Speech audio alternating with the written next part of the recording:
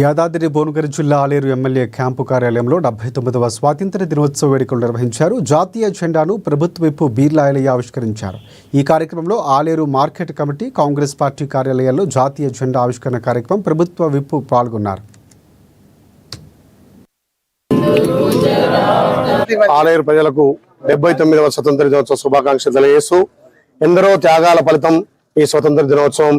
ఆ త్యాగమూర్తులను స్మరించుకొని వాళ్ళ ఆశయ సాధన కోసం ఆహర్నిశలు కృషి చేస్తూ ఈ ప్రజాప్రభుత్వం గౌరవ ముఖ్యమంత్రి రేవంత్ రెడ్డి గారి నేతృత్వంలో కడు బీదలందరికీ, ప్రజలందరికీ ప్రభుత్వం నుంచి సంక్షేమ ఫలాలు అందించే లక్ష్యంగా పేదవాళ్లకు అన్ని విధాల ఈ ప్రభుత్వం అండే ఉండే విధంగా సంక్షేమ ఫలాలు అందించట్లో తెలంగాణ ప్రభుత్వం ముందుగా ఉంది.